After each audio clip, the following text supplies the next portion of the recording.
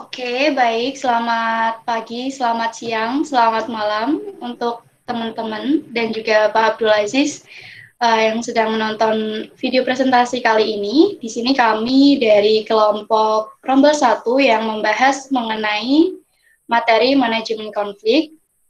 Adapun anggota kelompok dari kelompok kami, yaitu ada Syafira, Septia, Rahmalia Wida, Widya Dwi, Nanda Dias, Adisti Ayu, Bening Gita, dan juga Tiara Awanisa.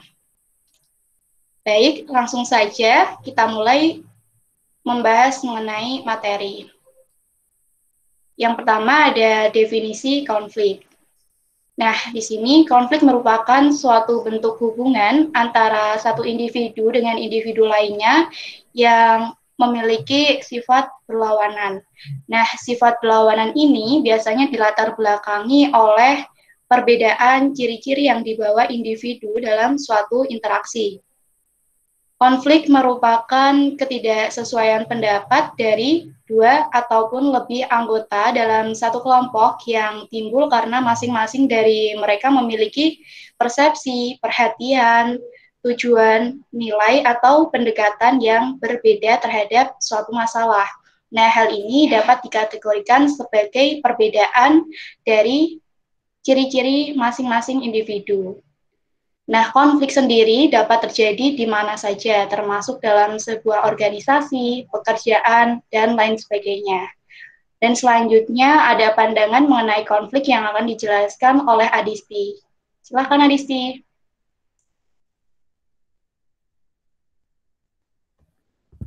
Oke, baik. Terima kasih, Bening. Selanjutnya saya akan menjelaskan mengenai pandangan mengenai konflik kerja.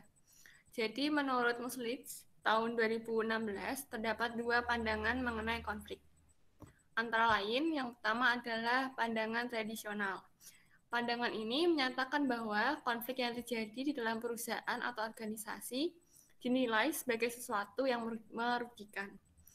Timbulnya konflik merupakan suatu pertanda bahwa di dalam manajemen perusahaan atau organisasi terdapat sesuatu yang tidak beres. Nah, timbulnya konflik disebabkan karena pihak manajemen perusahaan atau organisasi gagal dalam menjalankan komunikasi dengan karyawan atau anggota dan adanya kegagalan dalam menerapkan prinsip-prinsip manajemen yang sehat dalam kepemimpinannya. Oleh karena itu, terjadinya konflik selain dikaitkan dengan kegagalan para manajer dalam menjalin komunikasi yang harmonis dengan para karyawan atau anggotanya, namun juga sangat berkaitan dengan penerapan prinsip-prinsip manajemen yang sehat. Nah, jika penerapan prinsip-prinsip manajemen berhasil, maka tidak akan timbul konflik dalam perusahaan atau organisasi. Sebaliknya, jika gagal dalam menerapkan prinsip-prinsip manajemen yang sehat, maka akan menyebabkan timbulnya konflik yang akan berakibat buruk bagi perkembangan perusahaan atau sebuah organisasi. Kemudian yang kedua adalah pandangan modern. Jadi pandangan ini menyatakan terjadinya konflik dalam suatu perusahaan atau organisasi dinilai sebagai sesuatu yang sulit dihindari. Bahkan pada kondisi tertentu, adanya konflik sangat diperlukan atau dapat diartikan bahwa konflik juga dapat berfungsi sangat positif bagi perusahaan atau organisasi. Misalnya, suatu perusahaan atau organisasi menginginkan ditemukannya suatu metode atau sistem untuk mencapai tujuan yang paling baik, maka diperlukan adanya rapat sebagai suatu wadah bagi penyaluran aspirasi, ide, atau gagasan untuk menemukan suatu metode atau kombinasi metode yang paling konstruktif. Dalam rapat tersebut dihadiri oleh para karyawan atau anggota dan di dalamnya terdapat proses diskusi. Nah, setiap karyawan atau anggota pasti memiliki perbedaan pendapat, pandangan, gagasan, kontribusi, dan alasan yang dapat menimbulkan konflik. Nah, dalam hal ini, tugas manajer bukan meredam konflik tersebut, namun bagaimana cara manajer mengelolanya sehingga ditemukannya suatu metode atau sistem yang paling baik bagi kemajuan perusahaan atau organisasi. Oleh karena itu, konflik merupakan sarana yang diperlukan perusahaan organisasi untuk mengadakan pembaruan dan perubahan. Nah, berdasarkan penjelasan tadi, terdapat beberapa perbedaan antara pandangan tradisional dan pandangan modern mengenai konflik. Yang pertama, pandangan tradisional itu suatu konflik dapat dihindari. Sedangkan pandangan modern, suatu konflik itu tidak dapat dihindari. Kemudian, pandangan tradisional, suatu konflik itu ditimbulkan oleh adanya kesalahan manajemen dalam mendesain dan mengelola perusahaan atau organisasi. Sedangkan pandangan modern, suatu konflik itu ditimbulkan oleh adanya perbedaan pendapat, pandangan, gagasan, kontribusi, dan alasan dari setiap karyawan atau anggotanya. Kemudian, jika menurut pandangan tradisional, adanya konflik dapat mengacaukan perusahaan atau organisasi, serta dapat mencegah prestasi yang optimal. Sedangkan jika pandangan modern, adanya konflik dapat memajukan perusahaan atau organisasi, serta dapat menimbulkan prestasi yang optimal. Kemudian dari pandangan tradisional, tugas manajemen adalah menghilangkan konflik, sedangkan pandangan modern, tugas manajemen adalah mengelola tingkat konflik dan penyelesaiannya agar mencapai hasil perusahaan atau organisasi yang optimal. Kemudian yang terakhir, dari pandangan tradisional, prestasi perusahaan atau organisasi yang optimal itu harus menghilangkan konflik. Sedangkan pandangan modern, prestasi perusahaan atau organisasi yang optimal itu memerlukan konflik yang bertingkat. Oke, untuk selanjutnya akan dijelaskan oleh Widya. Silakan Widya. Baik, terima kasih Adis. Pembahasan selanjutnya adalah jenis konflik. Di sini ada jenis konflik menurut Lutyens tahun 2011. Nah, Lutyens ini sendiri membagi konflik ini ke dalam dua jenis. Yang pertama ada konflik intraindividual dan konflik interaktif.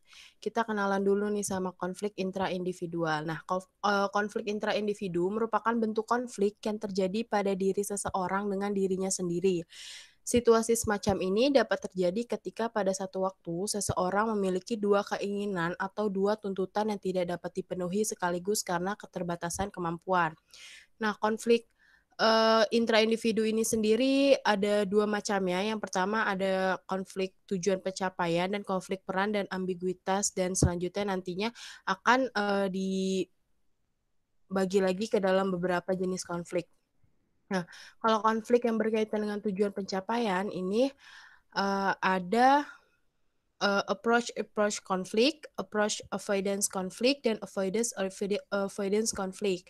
Kalau approach konflik merupakan sebuah kondisi konflik di mana seseorang dihadapkan pada dua persoalan atau lebih yang sama-sama menguntungkan atau sama-sama disukai, tetapi tujuan yang dicapai saling terpisah satu sama lainnya. Sedangkan kalau approach avoidance konflik merupakan sebuah kondisi konflik di mana seseorang didorong untuk menentukan pilihan terhadap suatu persoalan, tetapi tujuan dapat mengandung nilai positif dan negatif atau saling bertolak belakang seperti itu. Yang ketiga ada avoidance konflik, yaitu merupakan sebuah kondisi konflik di mana seseorang menghadapi situasi yang memaksanya memilih di antara dua pilihan yang sama-sama tidak disukai sehingga individu tersebut menganggapnya itu negatif. Selanjutnya ada konflik peran dan ambiguitas. Konflik peran dan ambiguitas ini menurut Lutyens, seseorang dapat dikatakan mengalami konflik peran apabila ia memiliki dua peran atau lebih yang harus dijalankan pada waktu yang bersamaan.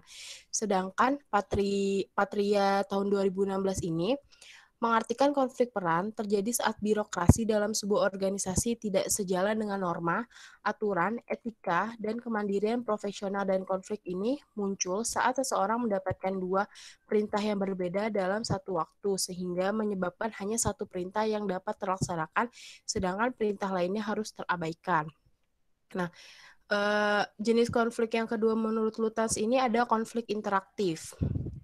Nah, konflik interaktif ini merupakan konflik yang terjadi antara individu dengan individu lainnya gitu. Konflik interaktif ini mempengaruhi terjadinya dinamika perilaku organisasi. Nah, Lutyens ini menyebutkan ada dua bentuk konflik interaktif. Yang pertama ada konflik interpersonal. Konflik interpersonal ini merupakan bentuk konflik yang terjadi saat dua individu atau lebih merasa persepsi atau kemauannya ini saling bertentangan satu sama lain gitu. Sehingga terjadinya konflik interpersonal selain disebabkan oleh kemauan yang berbeda, juga disebabkan karena tujuan, nilai, dan keyakinan yang berbeda, sehingga menyebabkan terjadi kesalahpahaman. Yang kedua ini ada perilaku dan konflik antar kelompok. Kalau perilaku dan konflik antar kelompok ini berkaitan dengan bagaimana anggota kelompok mempersepsikan, memikirkan, menghayati, dan bertingkah laku terhadap seseorang dari kelompok lain. Konflik ini bisa terjadi di mana saja gitu. Salah satunya itu konflik antar kelompok. Nah, dalam Lutas ini menyebutkan beberapa kondisi yang dapat menjelaskan mengenai konflik antar kelompok. Yang pertama itu ada persaingan dalam pencarian sumber daya. Yang kedua, adanya saling ketergantungan satu sama lainnya. Yang ketiga, hukum yang rancu. Yang keempat, memperebutkan status. Kemudian pembahasan selanjutnya bisa di next, Adis. Nah, pembahasan selanjutnya ini ada tahapan proses terjadinya konflik. Nah, menurut Hendricks tahun 1992 terdapat 3 proses terjadinya konflik gitu. Yang pertama ini ada peristiwa sehari-hari. Peristiwa sehari-hari ini ditandai dengan adanya ketidakpuasan dan perasaan jengkel terhadap lingkungan pekerjaan yang dirasakan oleh seorang individu. Yang kedua, adanya tantangan. Nah, bila terdapat masalah, seperti halnya perbedaan pendapat atau adanya selisih paham antara individu ini dapat menyebabkan terjadinya konflik. Dan yang ketiga, adanya pertentangan. Di sini, tiap kelompok ataupun individu akan berusaha mengalahkan pihak lain demi mencapai tujuan pribadinya. Next. Nah, pembahasan mengenai efek yang ditimbulkan dari konflik kerja akan dijelaskan oleh Tiara. Silakan, Tiara. Oke, selanjutnya ada efek yang ditimbulkan dari konflik kerja. Jadi, setelah mengetahui tadi konflik kerja, ini juga ada beberapa efek yang ditimbulkan dan tergantung pada cara penanganannya atau penyelesaiannya pada masing-masing individu. Yang pertama ada efek negatif, yaitu efek yang ditimbulkan dalam konflik kerja ketika penanganan yang berlangsung itu tidak dapat diselesaikan dengan baik. Nah, yang pertama ada menghambat komunikasi, menghambat kerjasama, mengganggu aktivitas produksi dan distribusi, menurunkan penjualan, memperkeruh suasana pada lingkungan sekitar, rentan tersulut emosi, dan menimbulkan cemas, stres, atau frustasi. Biasanya efek negatif ini timbul pada masing-masing individu berbeda dan sesuai besarannya konflik yang muncul. Kemudian ternyata ada juga nih efek positifnya. Yang pertama ada menciptakan keharmonisan dan kebersamaan yang lebih kuat, menambah pengalaman, menimbulkan pemikiran yang kreatif dan inovatif, belajar memahami situasi, lingkungan, dan sikap di tempat kerja.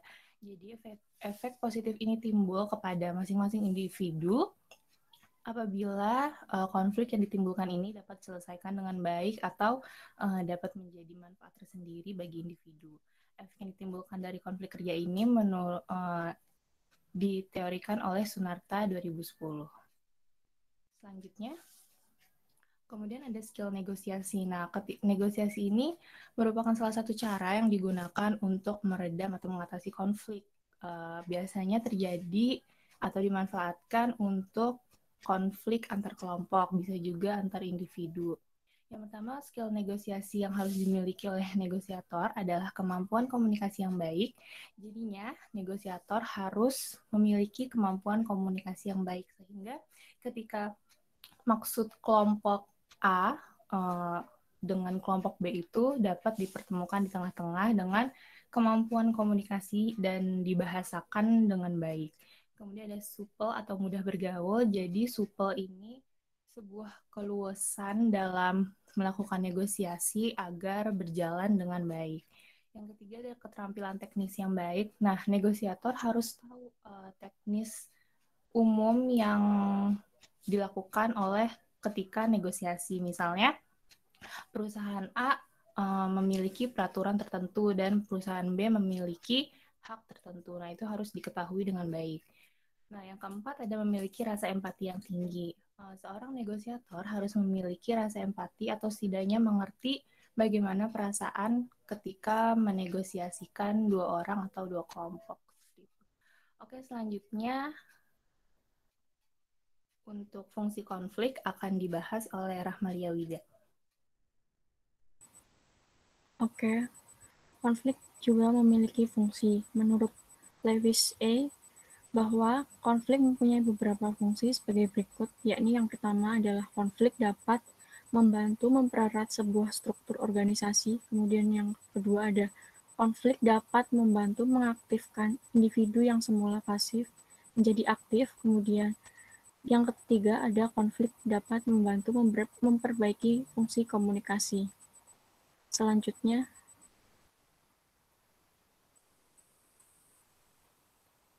pendekatan untuk mengelola konflik menurut Joan M. Baskerville tahun 1993 berpendapat ada 6 pengelolaan konflik yang dapat dipilih dalam menangani konflik yang muncul, yaitu yang pertama ada avoiding. Avoiding ini adalah gaya seseorang atau organisasi yang cenderung untuk menghindari terjadinya konflik. Hal-hal yang sensitif dan potensial menimbulkan konflik sebisa mungkin dihindari sehingga tidak menimbulkan konflik terbuka. Kemudian yang kedua ada accommodating. Gaya ini mengumpulkan dan mengakomodasikan pendapat-pendapat dan kepentingan pihak-pihak yang terlibat konflik. Selanjutnya dicari jalan keluarnya dengan tetap mengutamakan kepentingan pihak lain atas dasar masukan-masukan yang diperoleh. Kemudian yang ketiga ada compromising. Gaya ini menyelesaikan konflik dengan cara melakukan negosiasi terhadap pihak-pihak yang berkonflik, sehingga kemudian menghasilkan solusi atau jalan tengah atas konflik yang sama-sama memuaskan. Kemudian ada competing, yang artinya pihak-pihak yang berkonflik saling bersaing untuk memenangkan konflik, dan pada akhirnya harus ada pihak yang dikorbankan atau dikalahkan. Kepentingannya demi tercapainya kepentingan pihak lain yang lebih kuat atau yang lebih berkuasa. Kemudian yang kelima ada collaborating, yakni dengan cara ini pihak-pihak yang saling bertentangan akan sama-sama memperoleh hasil yang memuaskan, karena mereka justru bekerja sama secara sinergis dalam menyelesaikan persoalan dengan tetap menghargai kepentingan pihak lain. Singkatnya di sini, kepentingan kedua pihak akan tercapai dan menghasilkan win-win solution. Yang terakhir ada conglomeration, atau campuran dari berbagai gaya di atasnya. Cara ini menggabungkan kelima style bersama-sama dalam penyelesaian konflik. Pembahasan selanjutnya akan dijelaskan oleh Mbak Safira. Oke, terima kasih.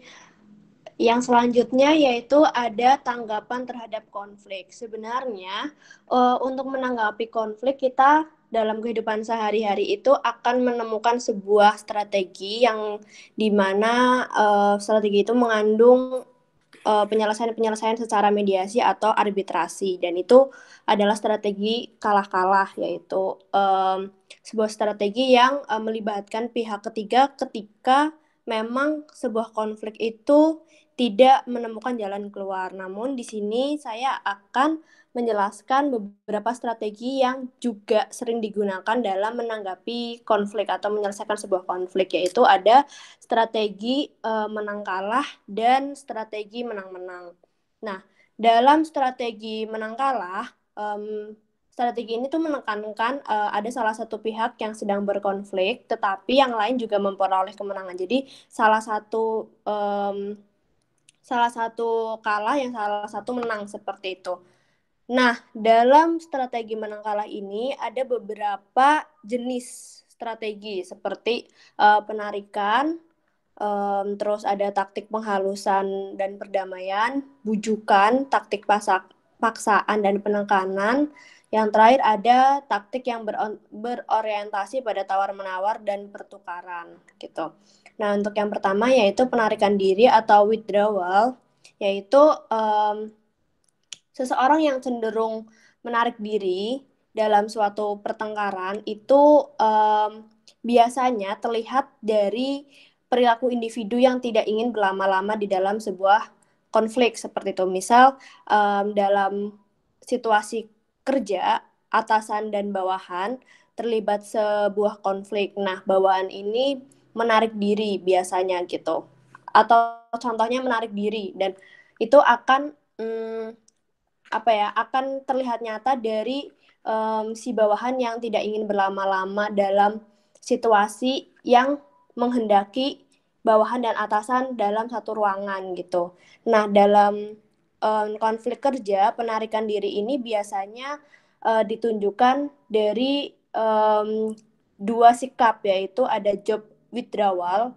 Nah, job withdrawal ini adalah individu yang melepaskan jabatannya dari pekerjaan karena ada konflik seperti itu. Nah, yang kedua ada work withdrawal. Work withdrawal itu adalah perilaku individu yang ketika mempunyai konflik, dia akan menghindari tugas-tugas mereka, tugas-tugas pekerjaan, dan lingkungan di perusahaan. Nah, contohnya itu ketika seseorang yang mempunyai masalah, biasanya akan cenderung terlihat lebih sering absen, terlambat masuk kantor.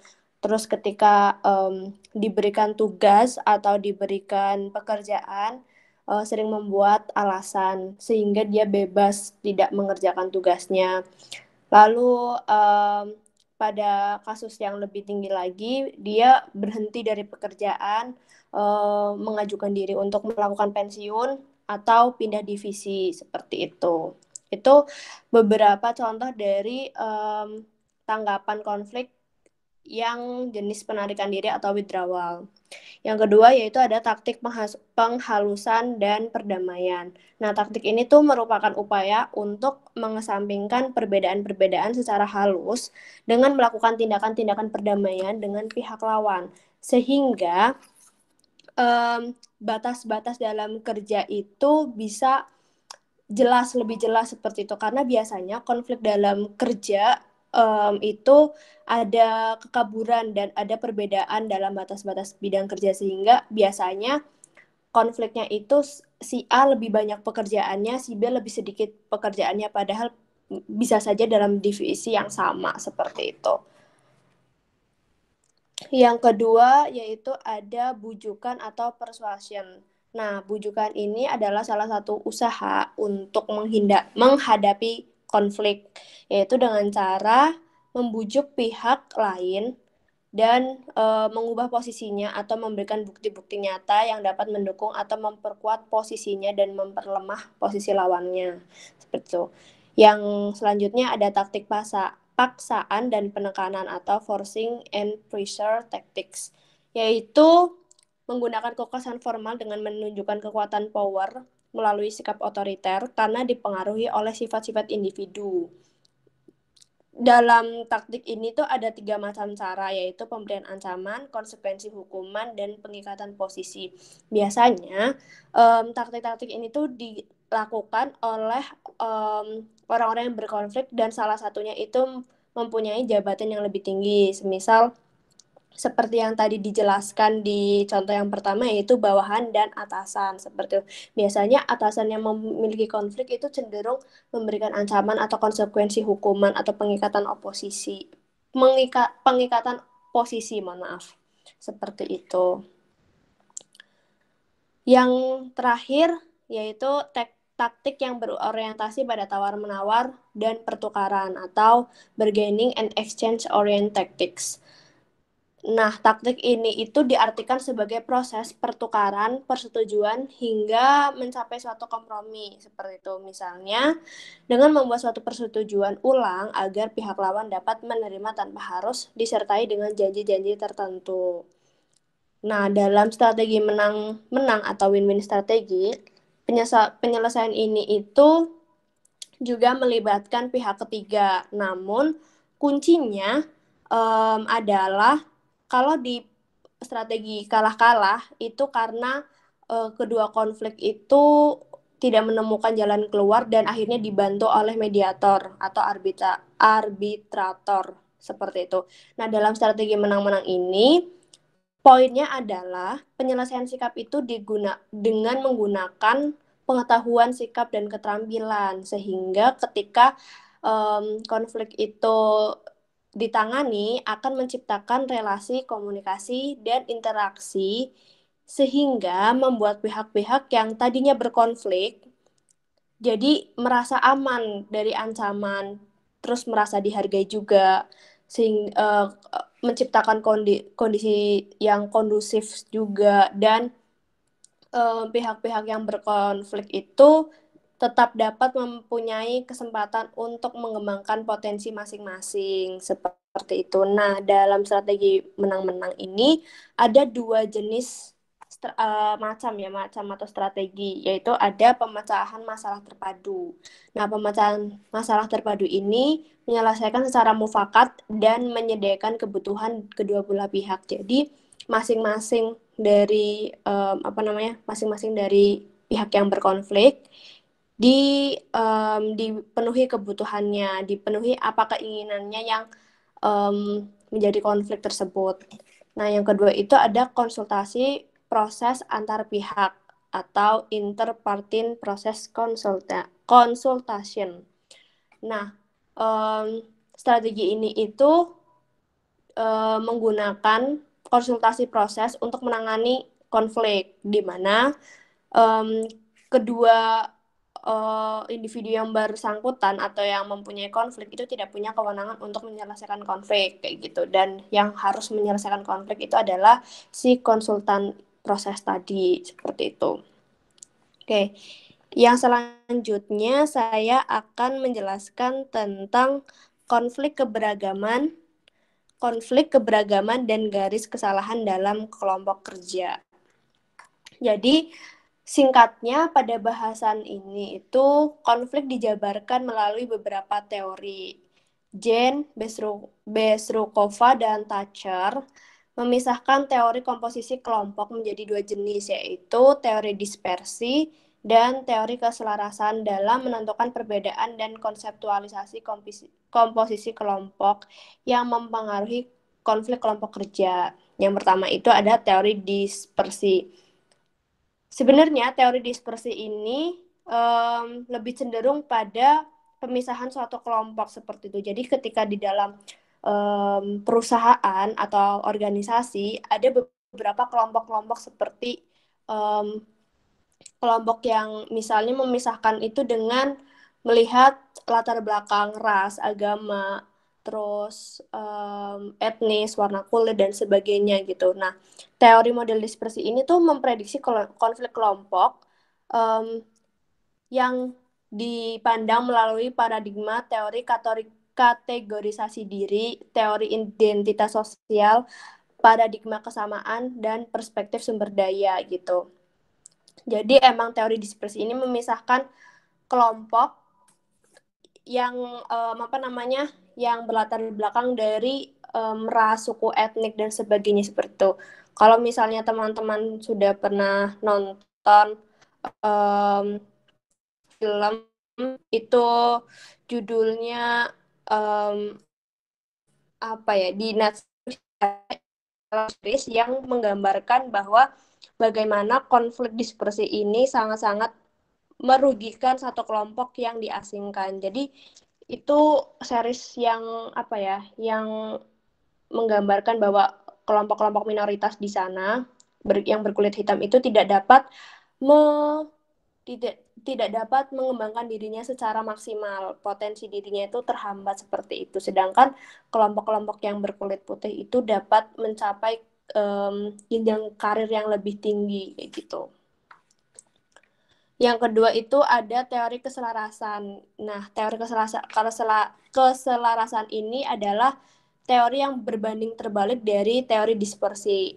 Menurut teori keselarasan ini, fault lines atau garis kesalahan itu seharusnya tidak menjadi satu batasan dalam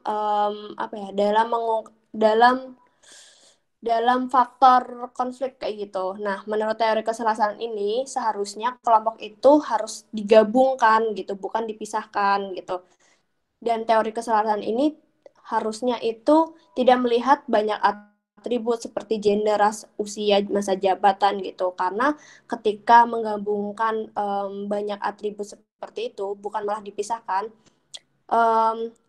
sebuah organisasi atau sebuah kelompok kerja itu akan mempunyai hasil yang sempurna seperti itu. Nah, di teori keselarasan ini juga ada salah satu teori psikologi yang mengungkapkan bahwa kalau misalnya kita kita kalau misalnya kita itu memisahkan batas-batas yang seperti tadi dijelaskan itu, konfliknya akan semakin besar seperti itu. Untuk yang selanjutnya akan dijelaskan oleh Nanda. Oke, terima kasih. Di sini saya akan menjelaskan tentang eskalasi. Definisi dari eskalasi sendiri adalah merupakan cara untuk menangani konflik, dan eskalasi sendiri terjadi saat pihak yang berkonflik pertama kali menggunakan taktik kontroversial atau agresif. Selanjutnya, dampak dari eskalasi konflik dalam organisasi sendiri ada dua, yaitu dampak negatif dan dampak positif. Dampak negatif diantaranya memperlambat kerja, terus pencurian, selanjutnya ada terjadinya gangguan dalam hubungan kerja, dan yang keempat ada sabotase. Sedangkan dampak positif dari eskalasi sendiri adalah membantu mengungkapkan kepentingan relatif untuk masing-masing pihak dari isu-isu dalam konflik sehingga mempromosikan pengembangan solusi. Next. Oke, urutan dari eskalasi konflik dalam organisasi sendiri ada dua, yaitu unilateral dan bilateral.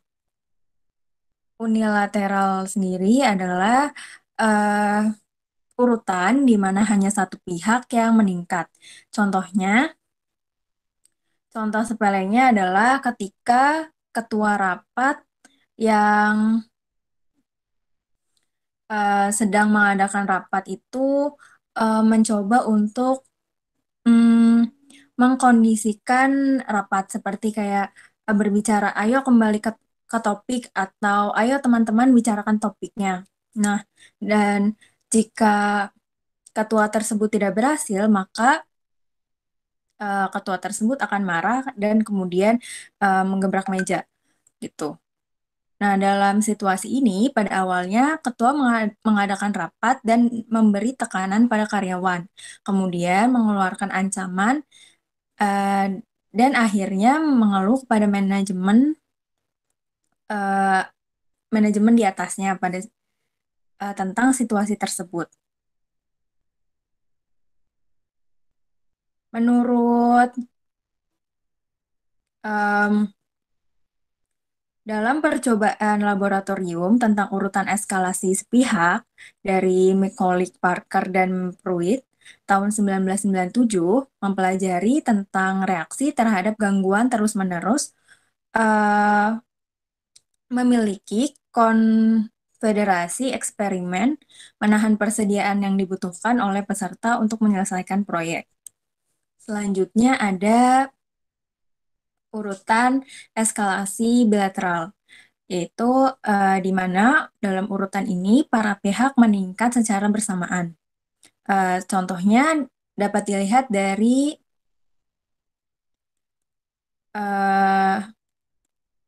konflik konflik tenaga kerja dan manajemen di tambang batubara Kentucky pada periode antara 1978 sampai 1980. Nah, dalam periode 2 tahun ini, para penambang terlibat dalam 27 kali pemogokan kerja, dan dari pihak manajemen telah merespon dengan memecat para penambang dan mengambil sertifikat pekerja. Nah, dan para pekerja ini dimasukkan ke pengadilan atas tuduhan pelanggaran kontrak. Nah, buahnya dari situasi ini adalah 115 penambang pergi ke penjara selama 1 malam. Nah, dari penanganan ini itu tidak hanya gagal menghentikan serangan tetapi menyebabkan gelombang ledakan ancaman, bom, sabotase, dan pencurian. Para penambang juga mulai membawa senjata mereka ketika mereka datang untuk bekerja. Nah, dalam maksudnya di sini adalah dalam konflik ini pihak dari pekerja dan pihak dari manajemen itu sama-sama membuat respon agresif seperti itu. Next. Selanjutnya adalah menghindari dan mengatasi eskalasi konflik dalam organisasi yang parah. Dengan melakukan perjanjian bisa melalui negosiasi dengan keadaan yang tenang dan nyaman. Namun, apabila terpaksa melakukan eskalasi, harus tetap menggunakan prosedur yang adil, melibatkan pengumpulan fakta yang cermat, dan pengambilan keputusan yang netral. Seperti itu. Oke, sekian presentasi dari kelompok kami. Kurang dan lebihnya mohon maaf. Wassalamualaikum warahmatullahi wabarakatuh.